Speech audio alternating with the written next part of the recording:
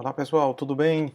Estamos aqui para mais uma aula remota, hoje gravada, tá ok? Estamos chegando na reta final, estamos já na reta final do nosso curso, passou rápido. Estamos na 16ª aula, complementamos o nosso conteúdo com diversas palestras também de outros convidados, palestras nossas também, atividades. Vocês estão aí elaborando um artigo que eu acredito, pelas apresentações que eu presenciei nos 2 dias, que os resumos elaborados vão ser excelentes artigos. Estou muito satisfeito com o resultado dessa disciplina, né? Já agradecendo a vocês e vamos em frente, não é? Hoje, o assunto que nós vamos abordar é um assunto extremamente polêmico. Vamos falar sobre o novo marco do saneamento também, mas vamos falar sobre a Política Nacional de Saneamento Básico. Por que falar da Política Nacional do Saneamento Básico? Entendemos que ela é fundamental para a gestão de águas. Não é? Eu me lembro que no início do nosso curso nós falávamos do ciclo da água, do ciclo hídrico.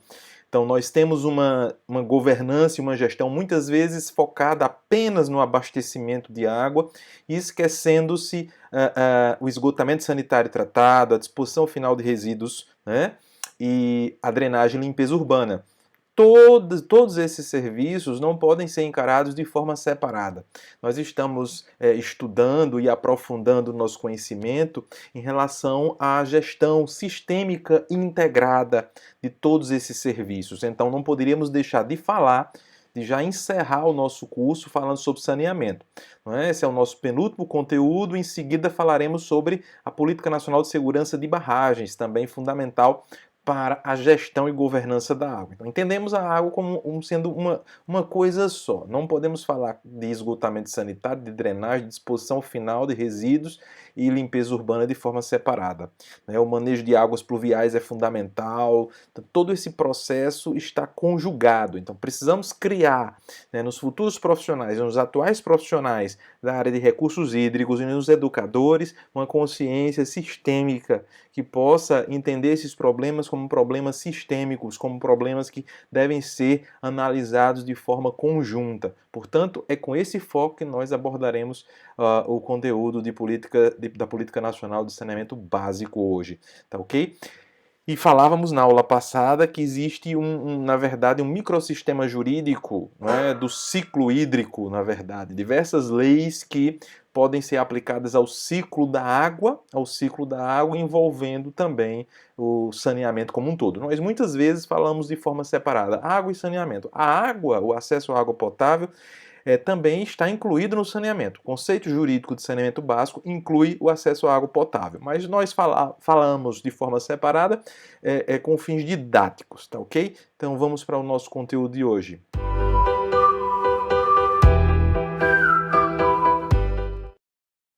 Bom, pessoal, vou projetar na tela aqui, tá ok? Vou projetar na tela o nosso conteúdo, tá ok? Então, hoje nós vamos falar sobre saneamento básico, a Política Nacional de Saneamento Básico, fundamental para a gestão de recursos hídricos. Veja, os comitês de bacia, as agências de águas, todos os atores envolvidos no Sistema Nacional, no Sistema de Gerenciamento de Recursos Hídricos, no Sistema Nacional de Gerenciamento de Recursos Hídricos, SIGRE, certo? Também devem tratar sobre o saneamento. Certo? O controle social faz parte, sim, da Política Nacional de Saneamento Básico. Com o novo marco, isso não fica muito claro, certo? Claro que, e aí a participação, quando você compara a Lei 9433, a Política Nacional de Recursos Hídricos, com o novo marco do saneamento, você vai verificar logo de cara que a participação da população, a participação social é muito mais clara e evidente na Política Nacional de Recursos Hídricos do que na Política Nacional de Saneamento Básico, né? Isso é público e notório, é só você comparar as duas leis, verificar essas duas legislações que você vai ter essa sensação muito clara, né? Foi a sensação que eu tive fazendo essa comparação. Mas existe sim o controle social e está incluso no novo marco do saneamento a necessidade de se conectar os planos de bacia com os planos municipais de saneamento básico e com o Plano Nacional de Recursos Hídricos. Portanto, envolve-se sim aí a população, a participação da população em geral.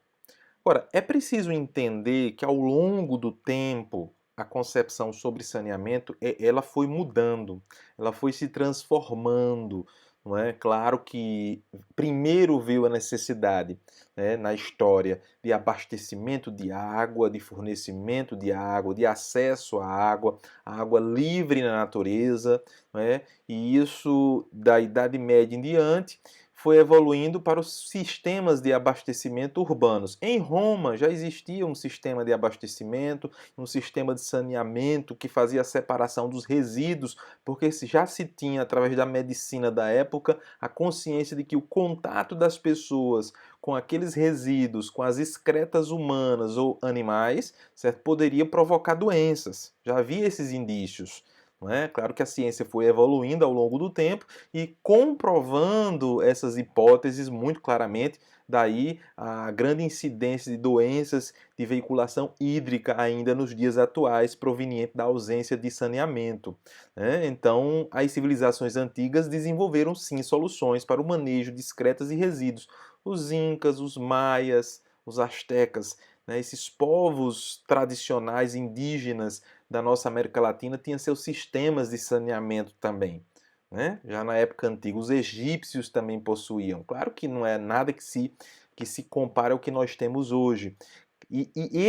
Essa ligação do saneamento com saúde foi se desenvolvendo ao longo do tempo e cada vez ficando mais próximo. Agora, a ligação do saneamento com o meio ambiente é muito mais recente. Né? Muito mais antigo a ligação do saneamento, até por conta desse radical, sanear, que vem de limpeza, né? Vem de asseio. Né? Primeiro se insere aí uma dimensão sanitária. Esse saneamento é incluído numa política sanitária, relaciona-se com a saúde, né, cuja percepção avançou com as pesquisas e se comprovou que há sim uma ligação. Né? A gente sabe hoje que isso não pode ser separado. Saúde, saneamento é saúde. Né? E é um grande indicador para a boa saúde. Né? Se você tem pouco saneamento, você tem mais internações hospitalares. Se tem mais saneamento, você tem menos internações hospitalares por doenças de veiculação hídrica, que é a segunda causa, né, de maior quantidade de doenças no mundo inteiro. Né? Dengue, zika vírus, esquistossomose, leptospirose, diversas doenças que têm o transporte através, né, a infecção, a transmissão via água. Então a visão que se tinha era de um saneamento apartado do abastecimento de água. Essa visão integrada ela é uma visão moderna contemporânea. Certo? Ela não é uma visão antiga, não existia essa visão integradora, existia uma visão separada. Aqui você tem um abastecimento de água, aqui você tem a saída, né, digamos assim, dos resíduos. Né? Então não se tinha uma visão integradora, que é uma visão moderna, tá certo? Então essa de separação dos resíduos do contato humano sem uma visão de circulação de água urbana. Hoje nós temos uma visão de circulação da água urbana efetivamente, não é? Você tem a entrada de água e a saída mediante os resíduos. Então a relação com a água e uma visão integradora com o meio ambiente só ocorre mais recentemente. Né? Esse é um fato, né? As doenças de veiculação hídrica, não é, causaram diversas pandemias no mundo inteiro. Não é? Nós temos aí um quadro mostrando as pandemias nas cidades no mundo inteiro, até hoje a Covid, né? Não que a Covid tenha relação com a água, não é isso, isso não foi comprovado cabalmente, não é? Mas você tem o cólera, que tem uma relação muito forte, a peste negra, a peste bubônica, né? Então são doenças com potencial pandêmico, né, de veiculação hídrica. Certo? Então, o saneamento tinha relação com a saúde, a água tinha relação com o abastecimento humano, né? Havia uma visão, na verdade, separatista de fenômenos que, na verdade, são fenômenos interligados, íntimos, não é? Linkados. A água precede o saneamento no contexto de uma análise jurídica. Até porque eu falava para vocês nas aulas precedentes, desde o começo eu venho falando que se estamos falando de gestão e governança de recursos hídricos, certo? Estamos falando de todo o processo, inclusive do saneamento como um todo. Não é? Não estamos falando, assim, literalmente de gestão e governança ou de governança e gestão de saneamento. Não, de governança e gestão de recursos hídricos e no meu entendimento, na minha compreensão, eu estou mencionando aí, englobando todo o processo de saneamento também, tá certo? Então, saneamento, na verdade, é uma atividade complexa por natureza, porque ela inclui o acesso à água potável, o acesso ao esgoto coletado e tratado, a disposição final dos resíduos e a drenagem e limpeza urbana. Então, essas 4 dimensões são fundamentais. O nosso novo marco do saneamento perdeu a oportunidade de incluir uma quinta dimensão aí, o reuso de água. Mencionou de forma mais coadjuvante. O reuso entra de forma coadjuvante quando deveria ser protagonista nesse processo aí como quinta dimensão do saneamento, que é uma atividade complexa por natureza. Portanto, na Lei 14.026 de 2020, né, no novo Marco do Saneamento, e aí nós já estamos falando com base no novo Marco do Saneamento, que modifica a Lei 11.445, que é a Política Nacional de Saneamento Básico, e modifica também outras leis, o Estatuto da Metrópole e outras leis, o Estatuto das Cidades, né? Então, fala o seguinte sobre essas dimensões. Em relação ao abastecimento de água potável, fala que é constituído pelas atividades e pela disponibilização e manutenção de infraestrutura e instalações operacionais necessárias ao abastecimento público de água potável, desde a captação até as ligações prediais e seus instrumentos de medição. Então, veja que a Lei 14.026 ela limita claramente, certo, a extensão do que se conhece como abastecimento de água potável. Delimita juridicamente essa atividade. Essa parte final aí da letra A está muito claro, desde a captação até as ligações prediais, certo? Das residências, das indústrias, do comércio e serviços, certo? Dos condomínios, enfim, e seus instrumentos de medição. Até aí nós temos o abastecimento de água potável. Agora, vem o esgotamento sanitário na letra B, constituído pelas atividades e pela disponibilização e manutenção de infraestruturas e instalações operacionais necessárias à coleta, ao transporte, ao tratamento e à disposição final adequados dos esgotos sanitários, desde as ligações prediais até sua destinação final para a produção da água de reuso ou seu lançamento de forma adequada no meio ambiente. Você tem aí um ciclo, né? Você tem a entrada de água e a saída do esgotamento sanitário. Tá certo? Então não posso falar de um processo apartado. Até mesmo o fato de nós termos duas leis, eu sempre fui um crítico dessa divisão em duas leis. Nós devíamos ter uma lei nacional de águas, certo? Ou uma lei nacional de saneamento. Uma lei nacional de saneamento que engloba tudo, certo? Aí nós temos uma lei que fala de recursos hídricos e uma lei hoje que fala sobre a lei do novo Marco de Saneamento, que já existia, a Lei 11.445, que era justamente a Política Nacional de Saneamento Básico, que não deixou de existir. Ela foi modificada. Então, eu sempre fui um crítico da separação em duas leis. Tanto é que hoje se delega à Agência Nacional de Águas, que agora é a Agência Nacional de Águas e Saneamento Básico, a função de gerenciar todo o processo. Porque é um processo único, interligado, não se pode tratar de forma separada. Então, eu defendo sim a existência de uma fusão dessas legislações numa Lei Nacional de Águas, que seria o mais indicado. Tá certo? Então veja que aí o esgotamento sanitário é a saída, né? Saída das construções, das edificações até a disposição final. Entendam também que saneamento, né, e especificamente o esgotamento sanitário, não se trata apenas de coleta, né, porque a imprensa, a mídia, geralmente fala assim em termos de coleta, né, há 90% de coleta, sim, há 90% de coleta, mas não tem efetivamente o tratamento. Então, esses resíduos, essa água poluída volta ao meio ambiente e polui todo o ciclo da água, né? Por mais resiliente que o nosso meio ambiente pareça ser, principalmente aqui o semiárido, mas tem seu limite, certo? Tem seu limite de depuração, certo? Eu entendo que existe um limite de depuração e nós estamos nesse limite, né?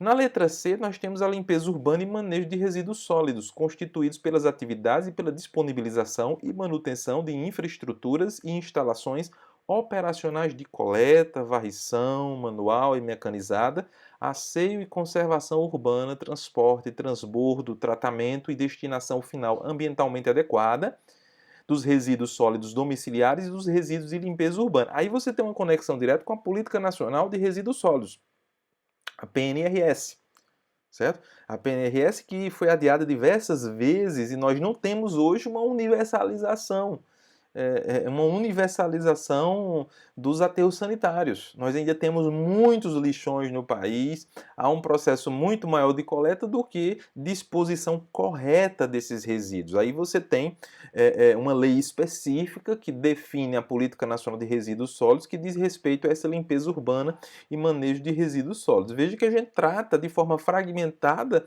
coisas que estão relacionadas.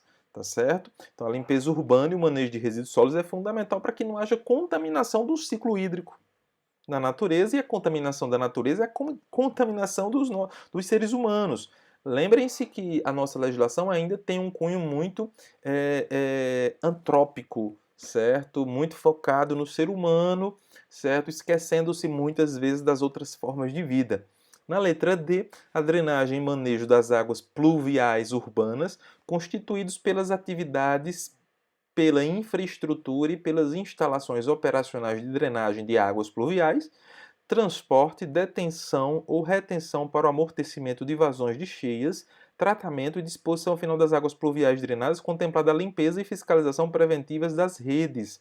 Então, é fundamental esse processo, porque vai depender desse processo e da boa realização desses procedimentos, certo? Uma proteção da cidade em relação aos desastres causados pelo excesso de chuva, certo? Pela impermeabilização do solo, pela drenagem mal realizada, pela falta de planejamento urbano ambiental, o que vai resultar em mortes, em vidas ceifadas, em virtude de uma falta de cuidado. Então, esse processo de drenagem, respeitar a bacia hidrográfica, porque as cidades estão construídas sobre as bacias hidrográficas, então precisamos respeitar o fluxo do rio, e nós estamos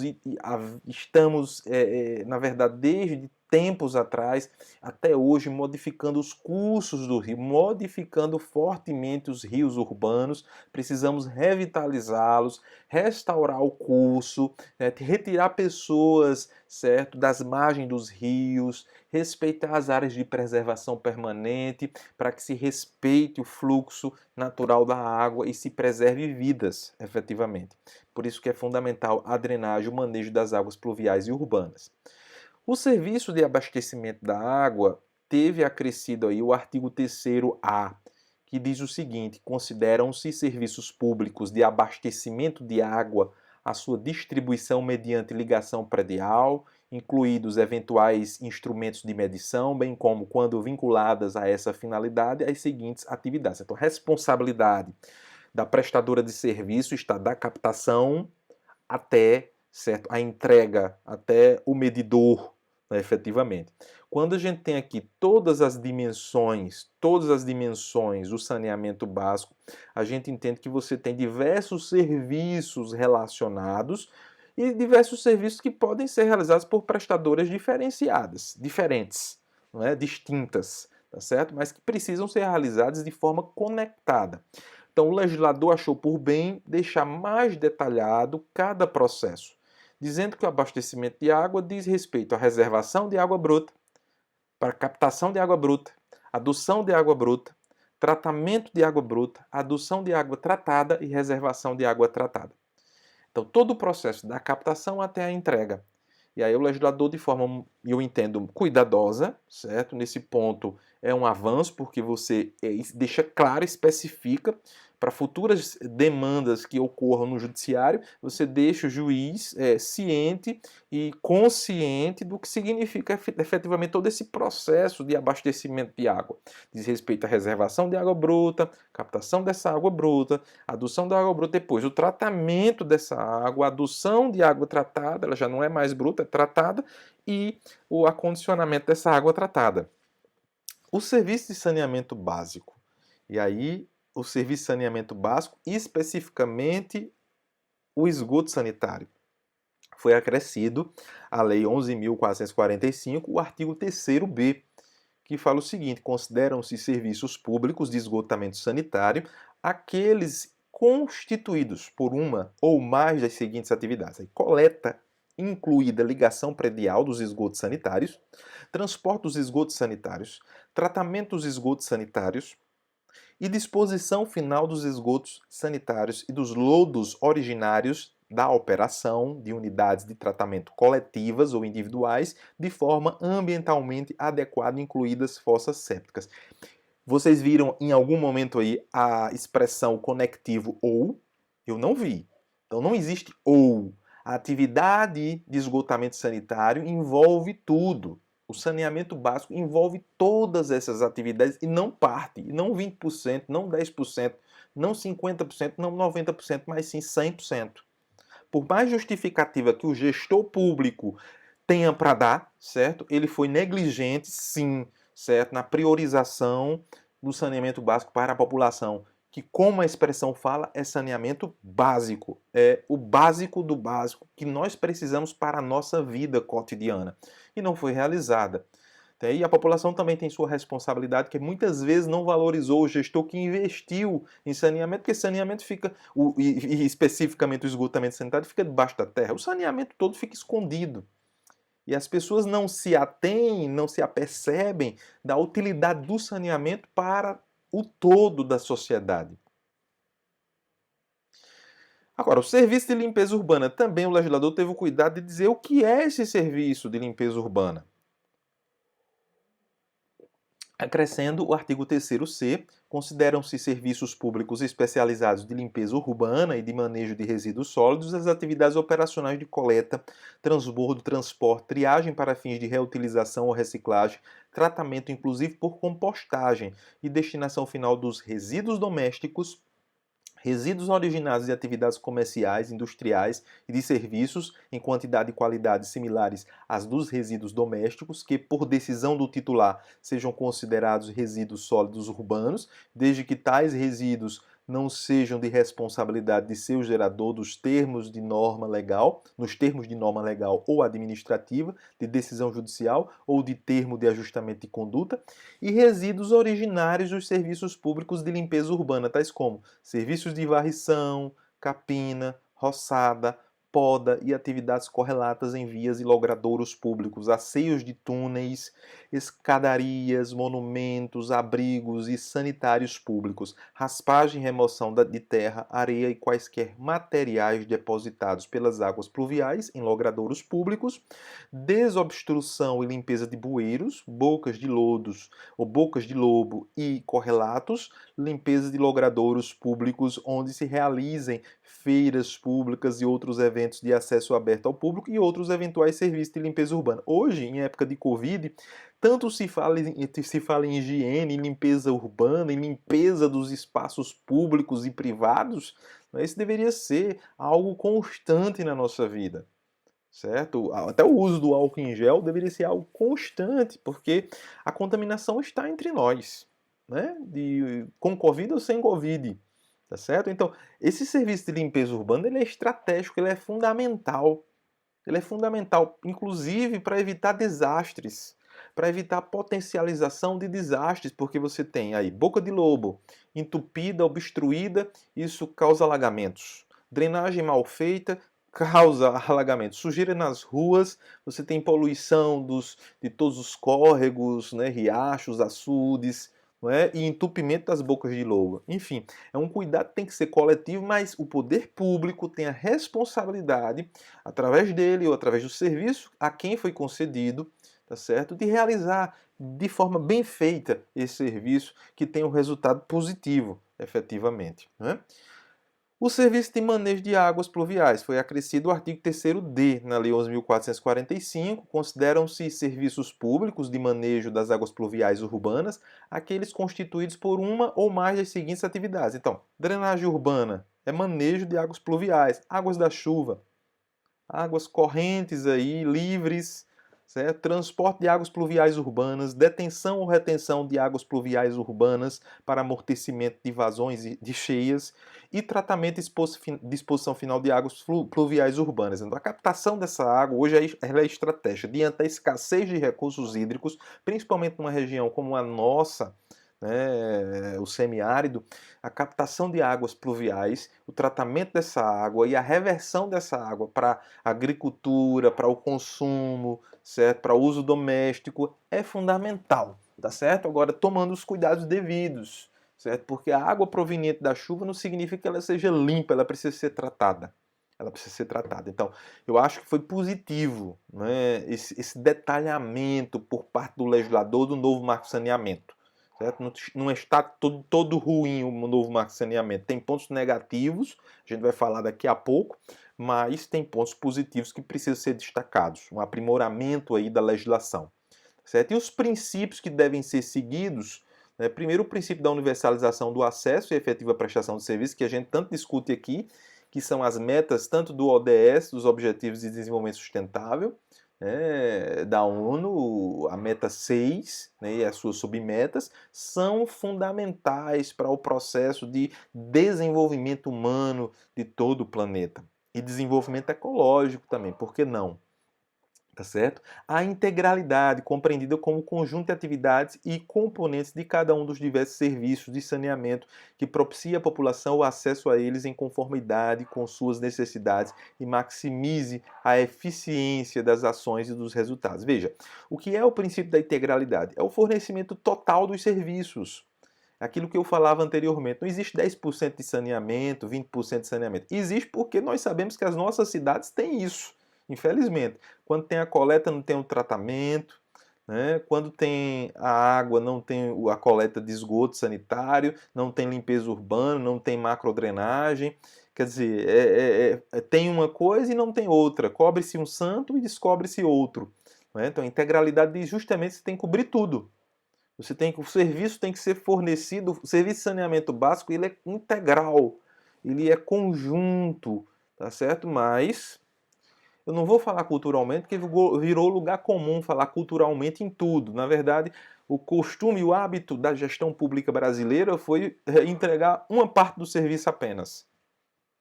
E muitas vezes uma ínfima parte. Né? Inciso terceiro, abastecimento de água, esgotamento sanitário, limpeza urbana e manejo dos resíduos sólidos realizados de forma adequada à saúde pública, à conservação dos recursos naturais e à proteção do meio ambiente, que foi outro acréscimo que o legislador fez, não é? E aí fazendo a sua ligação à saúde pública e principalmente à conservação dos recursos naturais e à proteção do meio ambiente. Então, todas essas atividades relacionadas com o saneamento básico estão interligadas diretamente com a saúde e com a proteção ambiental. Fundamental isso, tá certo? Disponibilidade nas áreas urbanas de serviços de drenagem e manejo das águas pluviais, tratamento, limpeza e fiscalização preventiva das redes, adequados à saúde pública, à proteção do meio ambiente e à segurança da vida e do patrimônio público e privado. Mais uma vez, aí um destaque especial à saúde pública e à proteção ambiental, que estão interligadas e são resultado de um bom saneamento básico.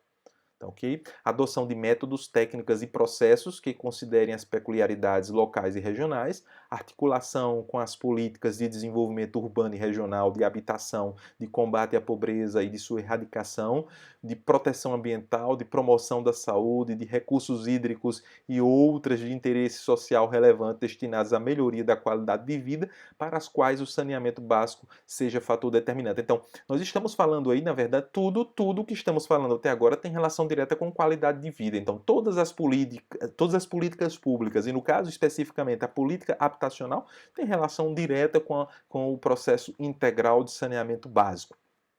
Então, articulação com as políticas de desenvolvimento urbano e regional, de habitação, de combate à pobreza, não é? Como está dito aí no início. Tá ok? E ele completa no final, e de sua erradicação, de proteção ambiental, de promoção da saúde, de recursos hídricos e outras de interesse social relevante, destinadas à melhoria da qualidade de vida, para as quais o saneamento básico seja fator determinante. Eficiência e sustentabilidade econômica. O serviço tem que ser eficiente, mas tem que ser sustentável também. Porque não é de graça, não é de graça. O serviço é pago. Então a empresa ela precisa ter condições de manter o serviço. e no caso, no padrão concorrencial, licitatório, que foi empregado, estabelecido pelo novo marco de saneamento, precisa ter empresas que tenham capacidade. Infelizmente, nós sabemos que muitas vezes as empresas se habilitam para as licitações e não têm condições de continuar com esses serviços. É preciso fazer uma avaliação muito consciente, muito calculada acerca da viabilidade do fornecimento desse serviço. Se a empresa não tem condições de fornecer o serviço, se há um risco muito acentuado naquela operação, então não se participe. Não, efetivamente, não se participe, porque isso é uma coisa que a gente vai discutir daqui a pouco acerca da viabilidade. Porque nós temos diversos tipos de cidades no Brasil, nós temos cidades de grande porte, cidades médias e cidades pequenas, e cada uma com sua viabilidade econômico-financeira, né, acerca do saneamento básico. É viável? Não é viável? São perguntas que a gente deve fazer, né, nesse processo todo. Estímulo à pesquisa, ao desenvolvimento e à utilização de tecnologia apropriada, consideradas a capacidade de pagamento dos usuários, a adoção de soluções graduais e progressivas e a melhoria da qualidade com ganhos de eficiência e redução dos custos para os usuários. Então veja que aí você tem um princípio chamado de modicidade tarifária, não é? Muito claro estabelecido aí, então você não pode exorbitar nas cobranças ao usuário, tem que entender e compreender a capacidade, né, de despendimento de recurso, certo? Por parte dos usuários, ok?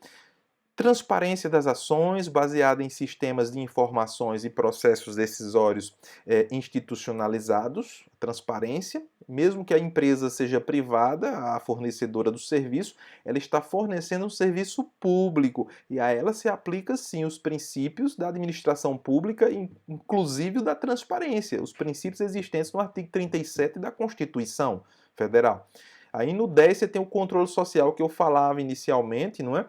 Que não ficou tão claro no novo marco de saneamento, nem era claro também na Lei 11.445 para o saneamento. Na verdade, você tem isso muito claramente na Política Nacional de Recursos Hídricos. Como eu estou trabalhando aqui numa perspectiva integradora, sistêmica, então eu entendo que os comitês de bacia precisam trabalhar, sim, em cima das políticas, da Política Nacional de Saneamento Básico, precisa tratar sobre isso, precisa tratar das políticas municipais de saneamento básico, certo? As políticas precisam ser escritas, desenhadas, estabelecidas e planificadas. Então você tem que ter os planos municipais e os comitês precisam ser protagonistas nesse processo.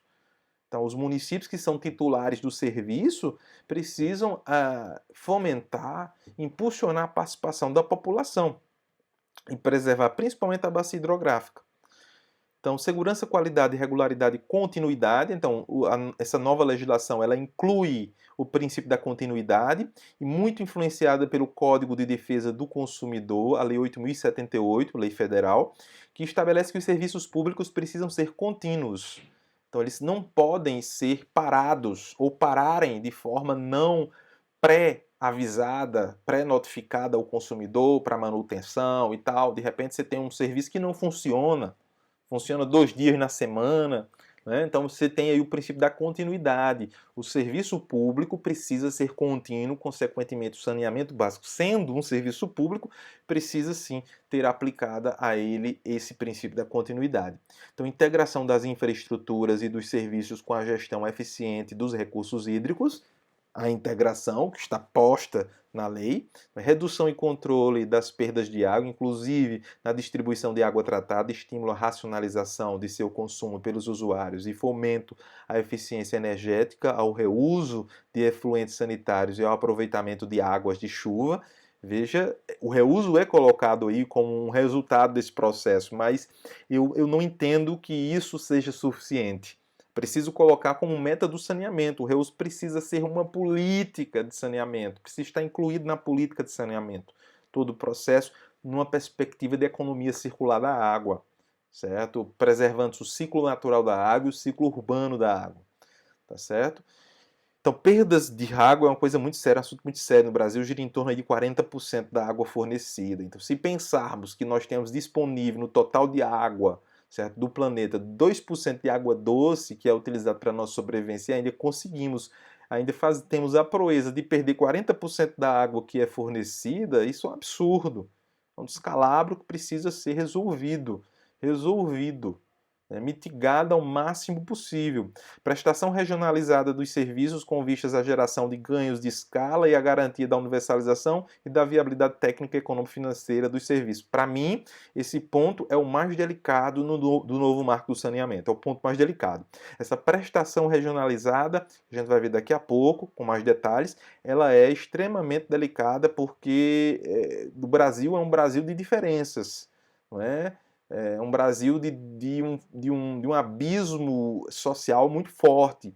E isso tem repercussão claríssima nessa pretensão do legislador em fornecer uma prestação regionalizada.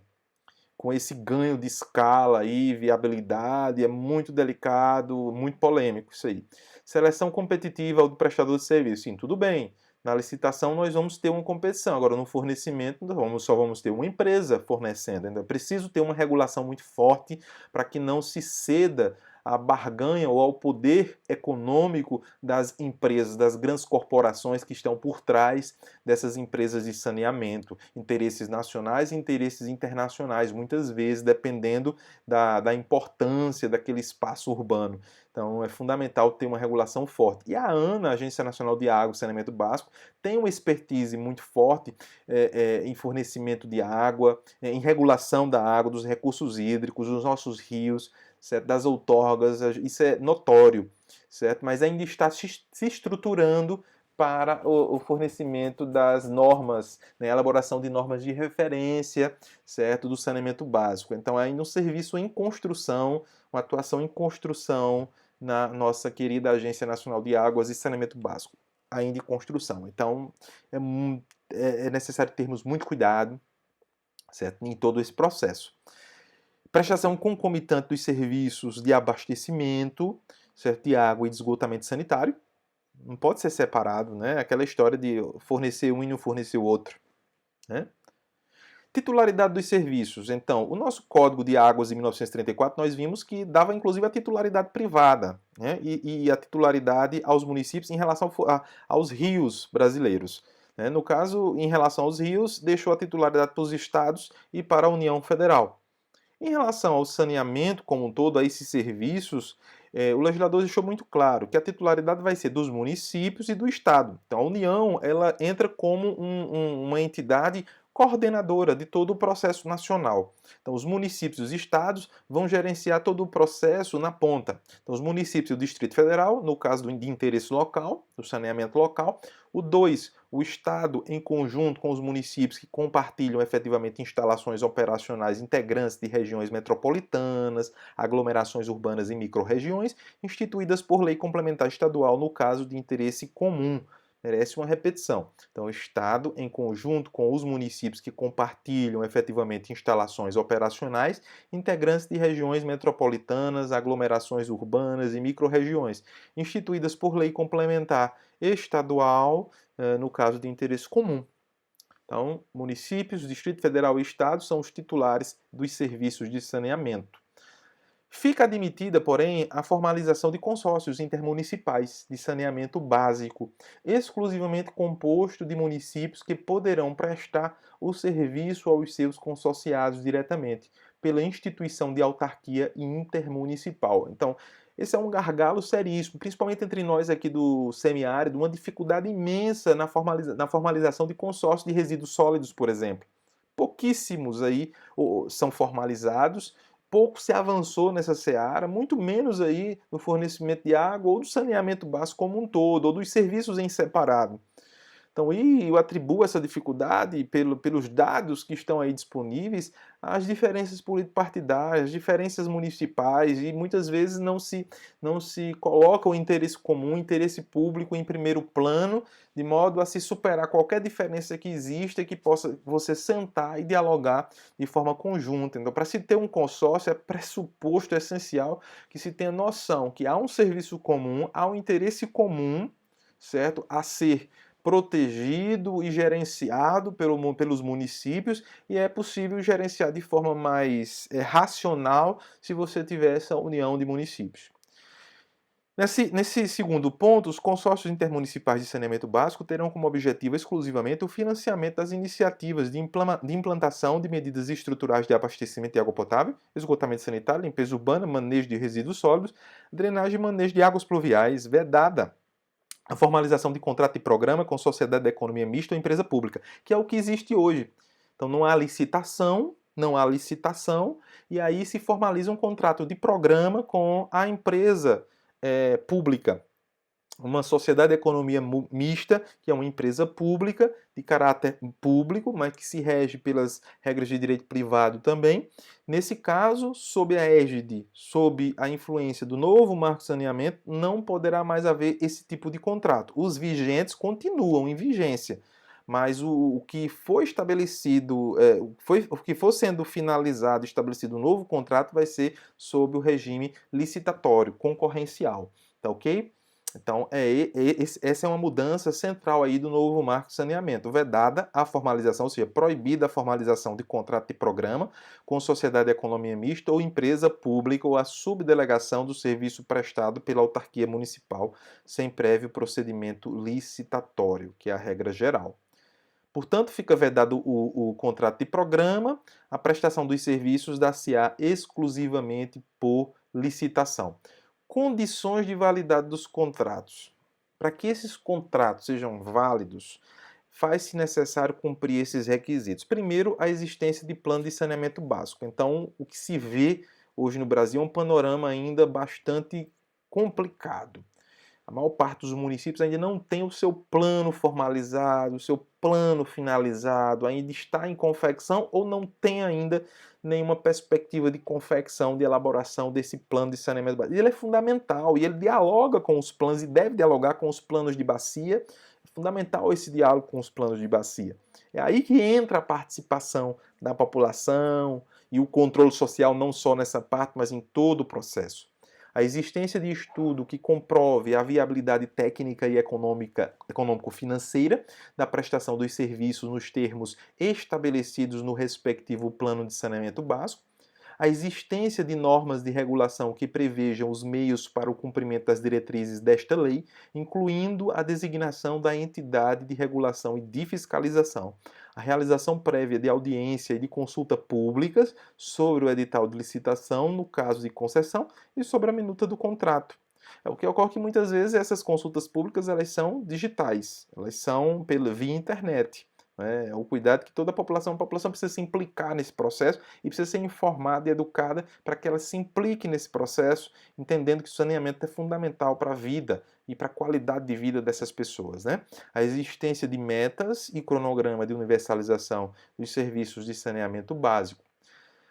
Em relação ao planejamento, também o novo Marco de Saneamento traz de forma mais clara a questão do planejamento. A prestação de serviços públicos de saneamento básico observará plano, certo? Que poderá ser específico para cada serviço, o qual abrangerá no mínimo. Então, ele quer dizer isso, o legislador quer dizer o seguinte: eu poderei ter um plano para esgotamento sanitário, para abastecimento de água, para limpeza urbana, para drenagem e um para disposição final dos resíduos sólidos. Eu entendo que o modelo melhor é o modelo conjunto, tá certo? Em bloco. Claro que vai depender do contexto local, do contexto regional, principalmente quando se está falando da possibilidade de formalização de um consórcio público, da união de diversos municípios, inclusive municípios que não precisam ser necessariamente limítrofes, né? Como dito pelo legislador mais à frente. Agora, o que está muito claro aí é que pode ser os dois modelos. Você pode ter separadamente e você pode ter de forma conjunta. Vai depender digamos assim, da movimentação dos atores políticos, né? Dos agentes públicos, da sociedade. Né? Se houver vontade, certo, da sociedade política de formalizar um documento conjunto envolvendo todo o saneamento, tanto melhor, certo? Tanto mais interessante, porque você tem uma visão global da problemática que está toda relacionada. Primeiro é necessário ter o diagnóstico, aquilo que falávamos do plano de bacia, né? Também recai muito bem aqui como uma luva no plano nacional, nos planos nacionais de saneamento básico, na política nacional de saneamento básico e nos planos municipais, nos planos locais e regionais. o diagnóstico da situação e de seus impactos nas condições de vida, utilizando sistema de indicadores sanitários, epidemiológicos, ambientais e socioeconômicos, e apontando as causas das deficiências detectadas. Objetivos e metas de curto, médio e longo prazos para a universalização, admitidas soluções graduais e progressivas, observando a compatibilidade com os demais planos setoriais. Eu não acredito em projeto, em plano, que tenha só o diagnóstico e não tenha as metas. É fundamental ter o diagnóstico e ter as metas. As duas partes se complementam, certo? Não adianta ter só o diagnóstico e não ter metas. Sim, o diagnóstico foi feito, tudo bem. E agora, o que é que fazemos? Precisamos ter meta para poder medir o cumprimento dessas metas, não é? Terceiro, programas, projetos e ações necessárias para atingir os objetivos e as metas de acordo, de modo compatível com os respectivos planos plurianuais e com outros planos governamentais correlatos, identificando possíveis fontes de financiamento. Então, tudo bem, tem um diagnóstico, tem as metas, agora eu preciso ter programas, projetos e ações para viabilizar tudo isso e atingir essas metas. Quarto, ações para emergências e contingências. Então, em diversas ocasiões eu vou ter uma situação emergencial, uma contingência, certo? Uma enchente, alguma coisa que vai, né, sobrecarregar o meu sistema. Eu preciso ter um plano de ação para isso. 5 mecanismos e procedimentos para avaliação sistemática da eficiência e eficácia das ações programadas. Mecanismos e procedimentos para avaliação. Essa é uma dimensão que é extremamente negligenciada na gestão pública brasileira, a avaliação. Muitas vezes eu tenho quase todo o ciclo de política pública, né, formalizado, implementado, mas eu não tenho uma avaliação. A avaliação é fundamental para você entender como está funcionando essa política. Integração, tá lá. Os planos de saneamento básico deverão ser compatíveis com os planos das bacias, aquilo que nós já falávamos aqui, totalmente compatíveis com os planos das bacias hidrográficas e com os planos diretores dos municípios. Então o legislador foi além dos planos de bacia, tem que também integrar com os planos diretores dos municípios, com mais de 20 mil habitantes, né, que são aqueles que são obrigados a ter o plano diretor. Acho que todos os municípios deveriam ser obrigados a ter um plano diretor, porque todos almejam crescer. Né, em que estiverem inseridos ou com os planos de desenvolvimento urbano integrado das unidades regionais por eles abrangidos, que esses planos aí últimos são aqueles planos referentes às regiões metropolitanas. A questão do controle social, que no meu entendimento não ficou muito claro, né, e já não era muito claro na Política Nacional de Saneamento Básico, né? Então, o controle social dos serviços públicos de saneamento básico poderá incluir a participação. Poderá. Veja o verbo utilizado, o verbo poder. Não é o verbo dever, né? Deverá incluir, não. Poderá incluir a participação de órgãos colegiados de caráter consultivo, nacional, estaduais, distrital e municipais, em especial o Conselho Nacional de Recursos Hídricos. Veja que aí é um avanço, né, porque considera todo esse processo como interligado e o Conselho Nacional de Recursos Hídricos seria simbolicamente o organismo que representa toda essa interligação. Assegurada a representação dos titulares dos serviços, aí não se fala em quantidade, isso vai ser elaborado certamente, né, em havendo pelos titulares mediante legislação interna nos municípios, nos estados, decretos que regulamentem, certo, esses incisos, colocando as quantidades de representantes. Então, assegurada a representação dos titulares dos serviços. 2, de órgãos governamentais relacionados ao setor de saneamento básico. 3, dos prestadores de serviços públicos de saneamento básico. 4, dos usuários de serviços de saneamento básico. 5, de entidades técnicas, organizações da sociedade civil e de defesa do consumidor relacionadas ao setor de saneamento básico. Agora, a Política Federal de Saneamento Básico, ela deve seguir algumas diretrizes. Eu falei para vocês que os titulares são municípios, Distrito Federal e estados. A União não é titular do saneamento básico, mas ela segue e ela emite as diretrizes nacionais e funciona como uma grande coordenadora nacional de todo o processo. Ela não se exime, não deve se eximir da sua responsabilidade. Então, as diretrizes são prioridade para as ações que promovam a equidade social e territorial no acesso ao saneamento básico. Então, ela tem uma visão panorâmica de toda a nação brasileira, de todo o Estado brasileiro e quais são as diferenças as idiosincrasias, as peculiaridades do território nacional. Então eu preciso deixar isso muito claro, planificadamente, não é? E trabalhar em coordenação com os outros demais entes federados que são titulares desses serviços que compõem o saneamento básico. Então, a aplicação dos recursos financeiros por ela administrados, de modo a promover o desenvolvimento sustentável, a eficiência, a eficácia, uniformização da regulação do setor e divulgação de melhores práticas, né? Utilização de indicadores epidemiológicos e de desenvolvimento social no planejamento, implementação e avaliação de suas ações de saneamento básico. Então, veja, a União possui o IBGE e possui o IPEA. Dois institutos, dois organismos fundamentais para o planejamento de políticas públicas, né? São produtores de indicadores socioeconômicos e políticos do nosso país. Através desses dados, a União tem muito mais condições de amplificar todo esse processo e, ao mesmo tempo, planejar de forma geral, certo, uma política nacional de saneamento básico para que os estados, o Distrito Federal e municípios acompanhem de forma uniforme, de modo uniforme e universalize todos esses serviços. Tá ok? Melhoria da qualidade de vida e das condições ambientais e de saúde pública, melhoria da qualidade de vida e das condições ambientais e saúde pública, e o último, colaboração para o desenvolvimento urbano e regional. Garantia de meios adequados para o atendimento da população rural por meio da utilização de soluções compatíveis com as suas características econômicas e sociais peculiares. Então, aquela coisa das peculiaridades locais e regionais que eu falei para vocês, fomento ao desenvolvimento científico e tecnológico, a adoção de tecnologias apropriadas à difusão dos conhecimentos gerados. As universidades exercem um papel estratégico, os institutos de pesquisa exercem um papel estratégico nesse ponto. A adoção de critérios objetivos de elegibilidade e prioridade, considerados fatores como nível de renda e cobertura, grau de urbanização, concentração populacional, porte populacional municipal, áreas rurais e comunidades tradicionais e indígenas, disponibilidade hídrica, riscos sanitários, epidemiológicos e ambientais. Então, tudo isso tem que ser visto de forma nacional. Então, a adoção da bacia hidrográfica como unidade de referência para o planejamento de suas ações já era assim.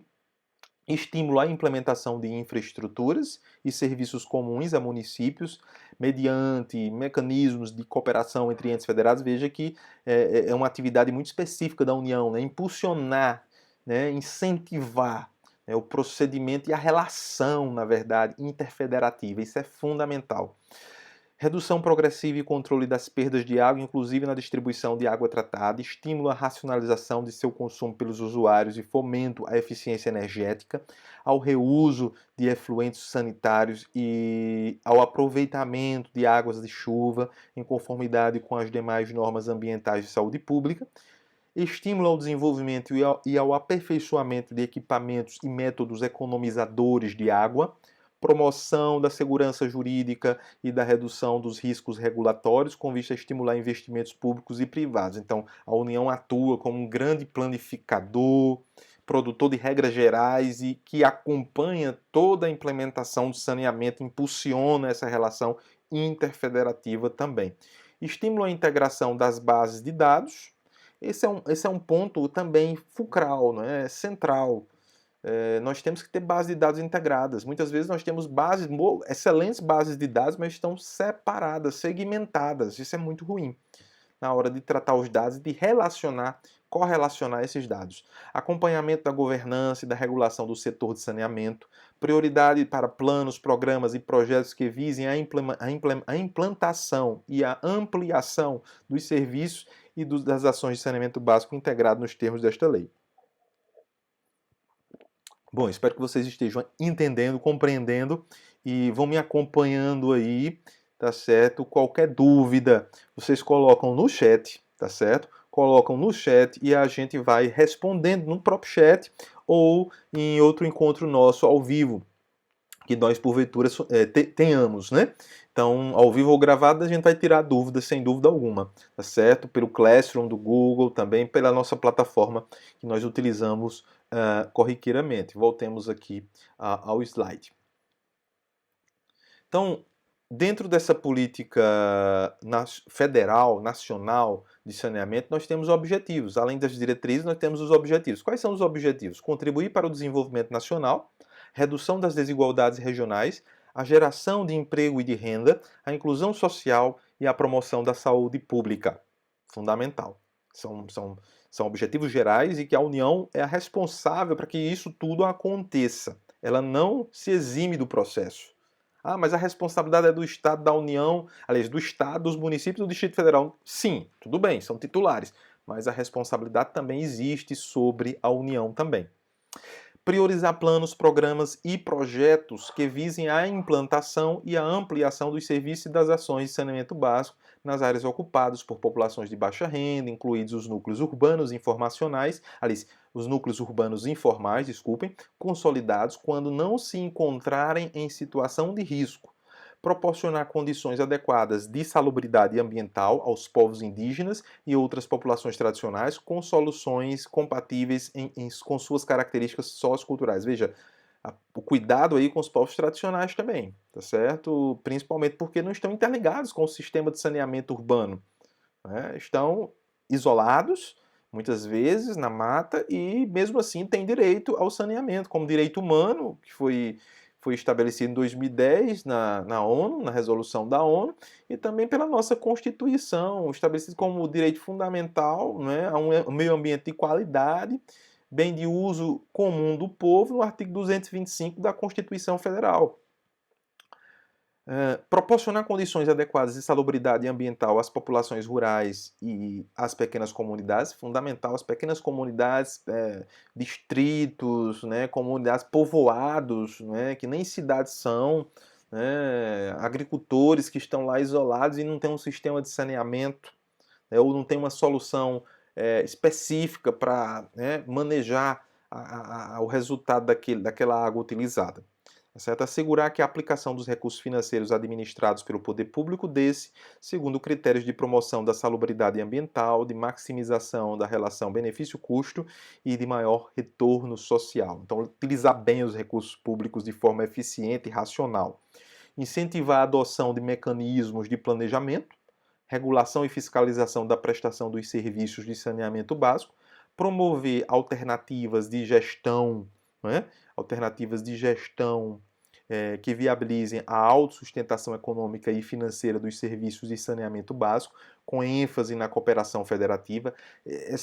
Essa cooperação interfederativa ela é fundamental, não é? Ainda não decolou no nosso país a Lei de Consórcios Públicos de 2015 e é fundamental para a resolução dos nossos problemas. Agora, com a Covid-19, não é?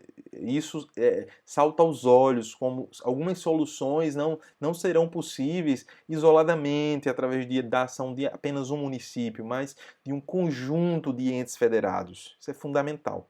Promover o desenvolvimento institucional do saneamento básico, estabelecendo meios para a unidade e articulação das ações dos diferentes agentes, bem como do desenvolvimento de sua organização, capacidade técnica, gerencial, financeira e de recursos humanos, contempladas as especificidades locais, as peculiaridades.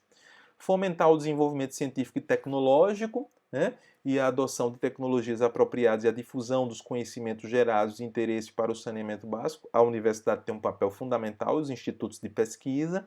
Minimizar os impactos ambientais relacionados à implantação e desenvolvimento das ações, obras e serviços de saneamento básico e assegurar que sejam executadas de acordo com as normas relativas à proteção do meio ambiente, ao uso e ocupação do solo e à saúde, e destacar aqui o papel do Instituto Nacional do Semiárido e da Fiocruz nesse campo aí do saneamento.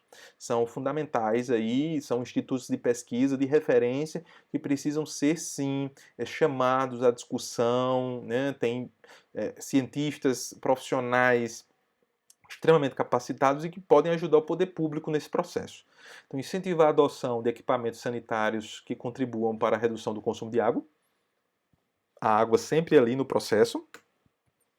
promover a educação ambiental destinada à economia de água pelos usuários, promover a capacitação técnica do setor, promover a regionalização dos serviços com vistas à geração de ganhos de escala por meio do apoio à formação dos blocos de referência e à obtenção da sustentabilidade econômica financeira do bloco, parte delicada do novo marco de saneamento, promover a concorrência na prestação do serviço, priorizar, apoiar e incentivar planos, programas e projetos que visem a implantação e ampliação dos serviços e das ações de saneamento integrado nos termos desta... É basicamente uma repetição das diretrizes. O legislador repetiu, na verdade, o que era diretriz, ele colocou também como objetivo, tá certo? Então, temos que ter em mente todo esse processo de formulação e de implementação e avaliação de uma política pública. Os inputs, as entradas, os dados, as informações, todos os elementos que nós usamos para formular uma política pública, e aí o Plano Municipal de Saneamento Básico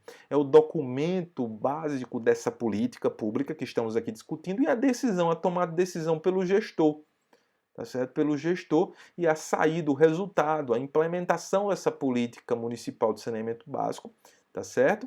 E que são as políticas públicas concretas e que visam efetivamente tornar realidade os direitos das pessoas, o direito à saúde, o direito a uma água de qualidade, o direito a um saneamento de qualidade.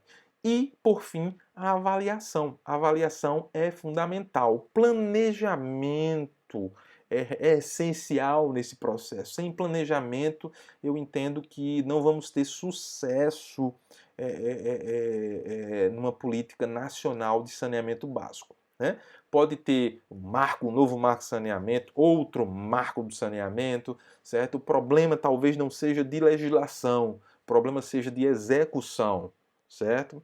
Ver onde tem os gargalos, onde tem os problemas e efetivamente encontrar soluções. Então, a questão está entre gestão territorial e gestão dos recursos hídricos. E através da junção dessas duas áreas, a gestão territorial e a gestão dos recursos hídricos, eu tenho o mapeamento, certo? Com o resultado da incidência da própria geoinformação, os dados geográficos unidos a esse processo de gestão territorial, de gestão de recursos hídricos, serão fundamentais para a tomada de decisão. Nesse processo que eu demonstrei aqui no slide, certo? De entrada de informações até a saída e avaliação, todo esse processo de entrada de dados através da geoinformação é fundamental para a tomada mais consciente de decisão e mais racional. Então, o novo marco de saneamento resolverá o problema? Essa é uma questão, né, que eu acredito que não é uma questão de obviedade, mas de natureza de todos os processos existentes. Então, depende de muitos fatores, de muitos atores, de um contexto político, social, econômico. Então, a lei, o novo marco de saneamento, não é uma panaceia para resolver tudo.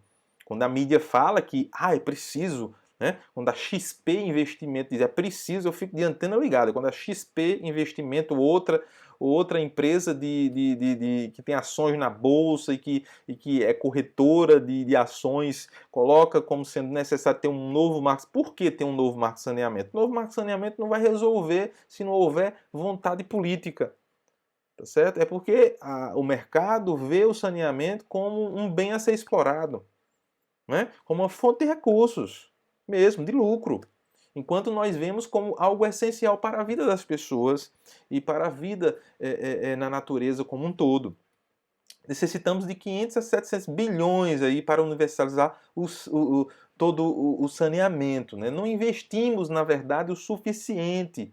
Sempre foi um sistema deficitário em termos de investimento. Então, nunca foi, na verdade, prioridade. A gente vê aí nos gráficos, com dados do portal da transparência, entre 2015 e 2017, você teve uma irregularidade tamanha, né, considerável e absurda de investimento. E isso eu estou falando só de transferência de recursos da União para os estados e municípios.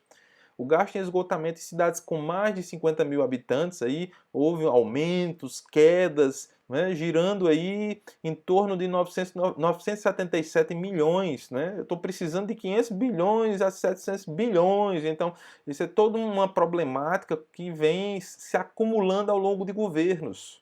E não vem, e mais, é um sistema que precisa de manutenção. Eu não tenho o sistema e quando eu monto o sistema eu preciso manter o sistema. Então essa dívida vai se avolumando. Gasto de esgotamento com cidades com menos de 50 mil habitantes também segue a mesma toada, o mesmo padrão de investimento, não é? Totalizando aí 883 milhões, 144 mil, não é? Insuficiente. Em relação ao saneamento rural, também, né, verificou-se que se gastou pouco ainda. Eu não estou entrando no mérito da qualidade das obras, não é? E muitas das obras aí são de coleta de esgoto apenas. Né? Em relação à zona urbana, né, basicamente a maior parte do investimento é em coleta de esgoto, não é em tratamento. Né? O que demonstra aquilo que eu falava, né? Você está lesando a sociedade através da não entrega do serviço de modo integral. Né? Está lesando o direito à saúde, o direito a um saneamento de qualidade, uma vez que você só realiza a coleta. Ah, mas foi feita alguma coisa? Sim, foi feita alguma coisa, mas você tem um problema que vai se acumular ao longo do tempo. E para resolver, gasta-se muito mais. Então parece que a coisa é criada para se gastar mais dinheiro e mais dinheiro público e não se ter uma obra eficiente, um conjunto de obras eficiente que dê resultado à população. Parece que é algo de propósito, né? Efetivamente, né? É só uma, digamos, uma hipótese, né? Vocês me entendem. Então, gastando-se aí, em termos de saneamento rural, 39 milhões, quase 40 milhões, né? Gasto com abastecimento, né, de águas em cidades com mais de 50 mil habitantes também seguiu a mesma toada, né? Estados que quase não tiveram aí, né, estados importantes como Tocantins que não tiveram nenhum tipo de aporte de recurso federal, chegando a 597 milhões, quase 598 milhões.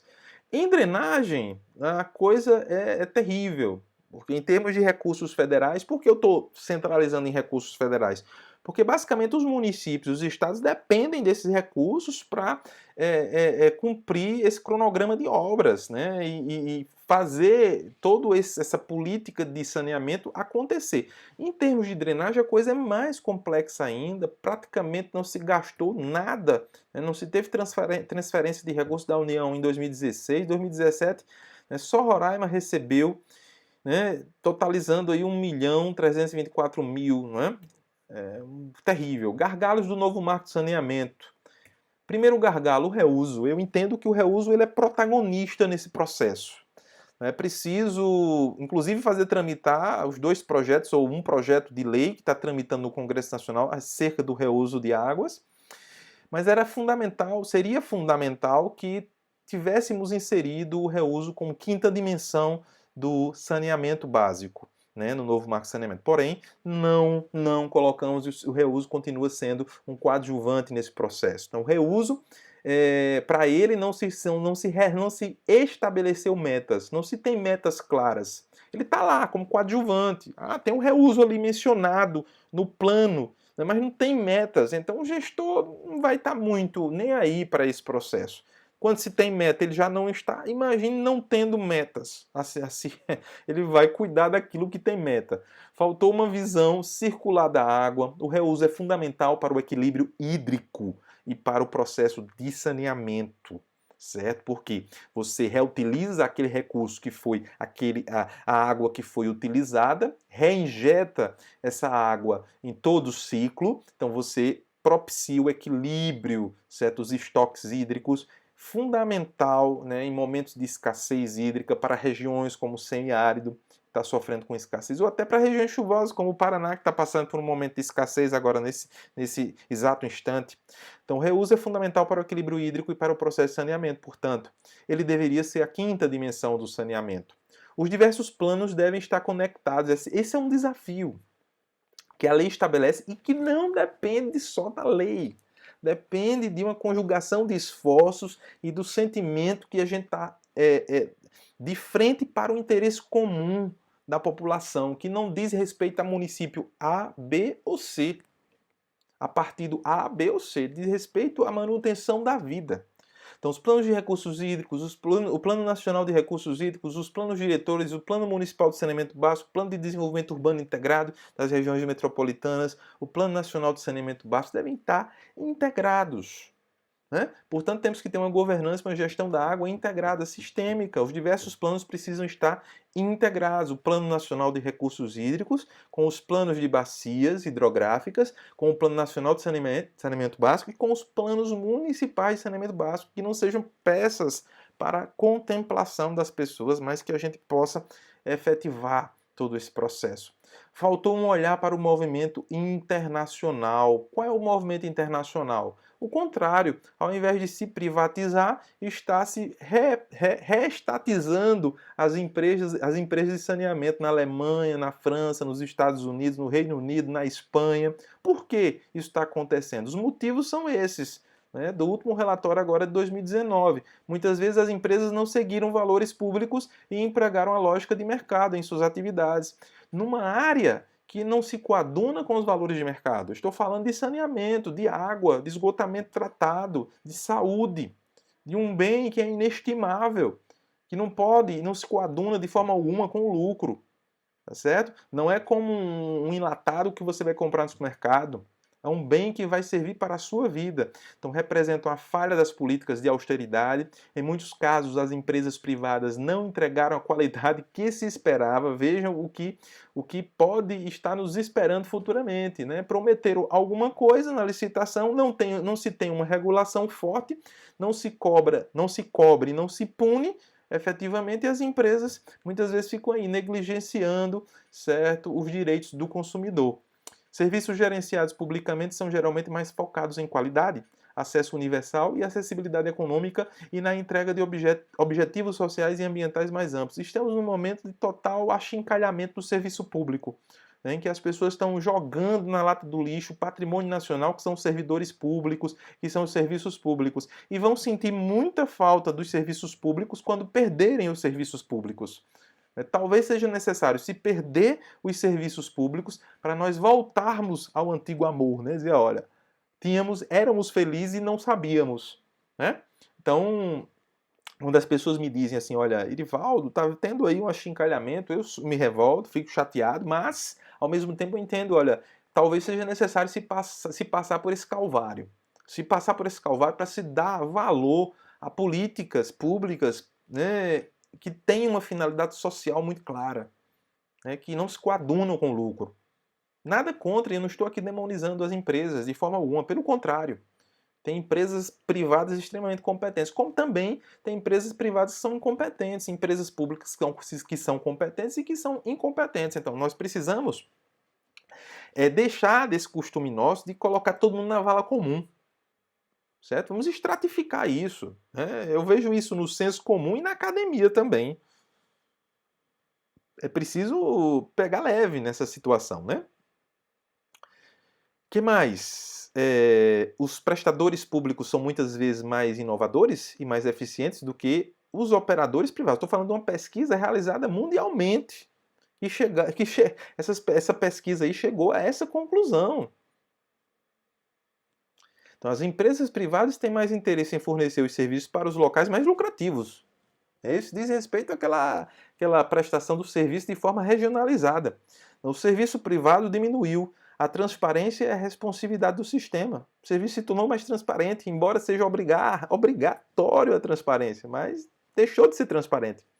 A necessidade de democratizar os serviços públicos através da participação de trabalhadores e usuários e de um maior controle por funcionários e cidadãos eleitos, o que foi diminuído com as empresas privadas. A preocupação com as mudanças climáticas e transformações ambientais que têm ocorrido com mais constância não faz parte da agenda dessas corporações. Isso é extremamente preocupante para nós que estamos ingressando nesse panorama.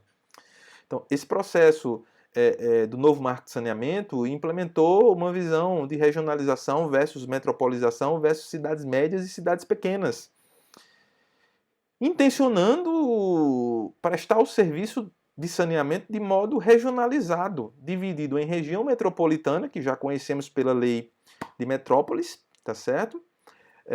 A Unidade Regional de Saneamento Básico, que é a parte nova, Unidade Regional de Saneamento Básico, a USB, instituída por lei estadual. Então, o Estado tem que instituir via Assembleia Legislativa uma peça legislativa que vai estabelecer essa Unidade Regional de Saneamento Básico do seu Estado, correspondente, constituída pelo agrupamento de municípios não necessariamente limítrofes, para atender adequadamente às exigências de higiene e saúde pública ou para dar viabilidade econômica e técnica aos municípios menos favorecidos. Tá certo? Menos favorecidos. Então, é uma espécie de união de municípios aí estabelecida em lei, tá certo? Uma zona metropolitana menor, tá certo? Então, bloco de referência, agrupamento de municípios são não necessariamente limítrofes estabelecido pela União. Agora, aí está o Busilis, a questão mais delicada nesse processo. Esse dispositivo é constitucional, né, uma vez que os municípios na Federação Brasileira são unidades autônomas que possuem autogestão, não estão subordinadas à União de forma alguma, tem uma atuação coordenada interfederativa e não de hierarquia, não de subordinação. Como professor de direito administrativo, eu tenho a percepção que talvez esse dispositivo seja discutido aí no Supremo Tribunal Federal.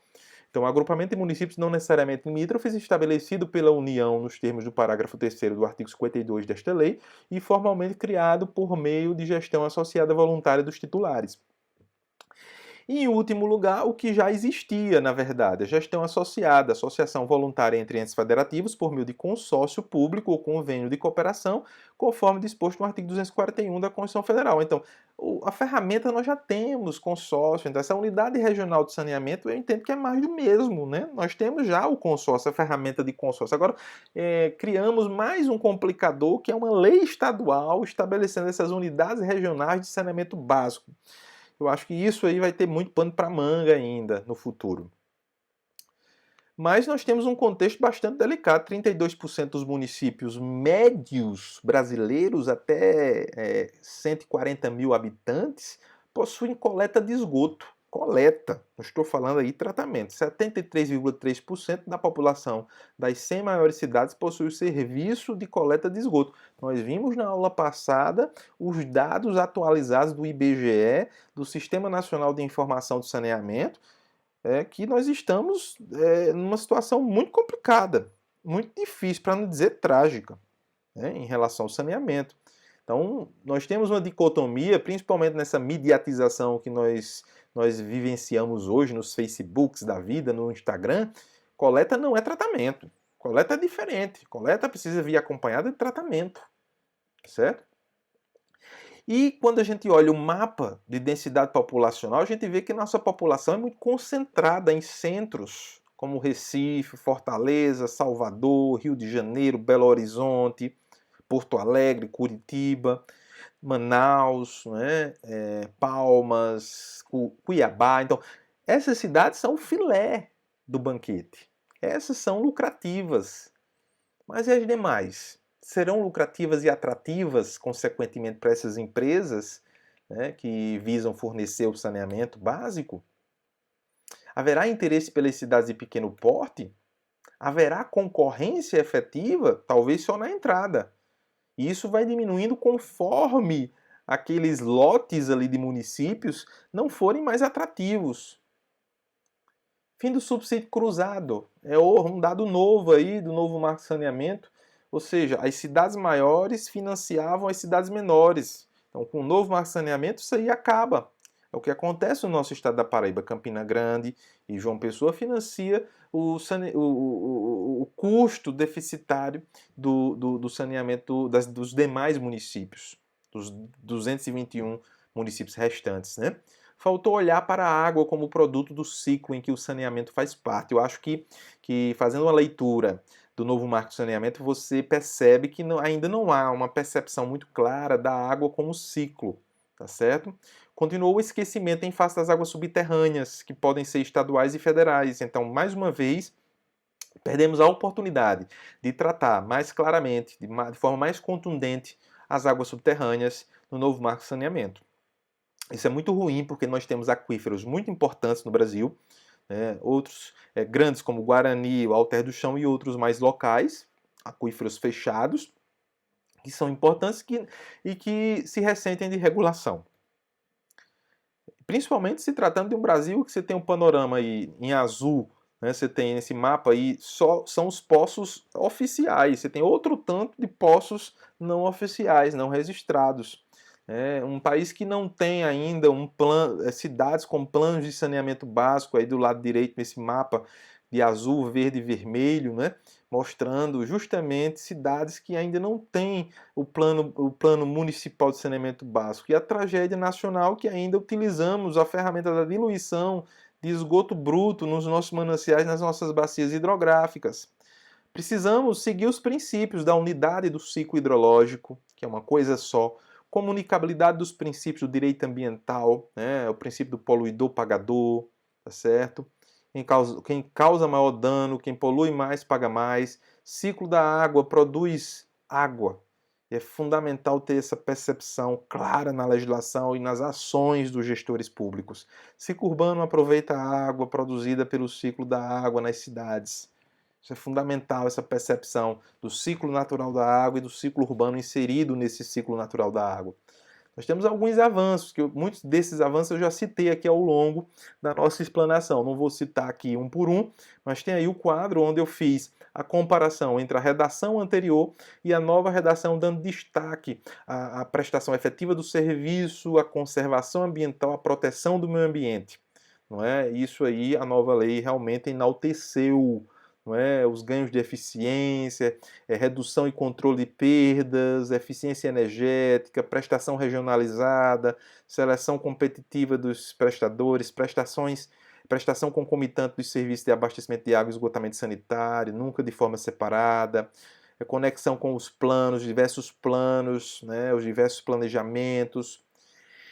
Entendemos que a gestão e governança da água inclui saneamento e meio ambiente como partes integradoras de um ciclo vital. Sem isso, não há saúde de qualidade, não há qualidade de vida nas nossas cidades ou no campo. A visão e a ação circular devem ser implementadas de fato e de direito, enxergando o saneamento de qualidade como tendo consequências positivas à natureza, consequentemente à água.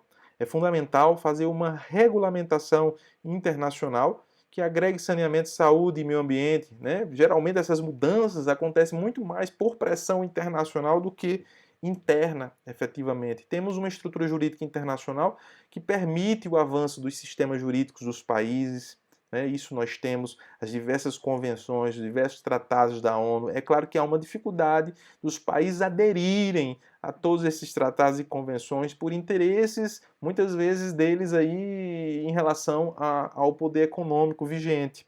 A compreensão internacional e nacional ainda é antropocêntrica, precisamos avançar. O acesso à água e ao saneamento são aspectos da dignidade humana e da dignidade da natureza. É preciso compreender a complexidade ecológica da bacia hidrográfica para poder você ter um saneamento de qualidade, integrado e ter, sim, uma regulação forte, principalmente nesse panorama de novo marco do saneamento. Né? Uma regulação forte se faz imprescindível, certo? Inescapável. Então, essa foi a primeira parte da nossa última aula, tá certo? Nós teremos a segunda parte em breve, né? Estaremos aí entrando em contato. Assista essa aula e reassista, né? Sempre que tiver vontade, volte e assista novamente, porque a intenção nossa é prepará-los, certo? Para os desafios do futuro, para aqueles que já estão no sistema e para aqueles que não estão, mas estão contribuindo através da educação, através da capacitação de novas gerações, também é útil esse processo. Então fiquem com Deus, não é? Um bom final de semana para todos e até breve, se Deus quiser.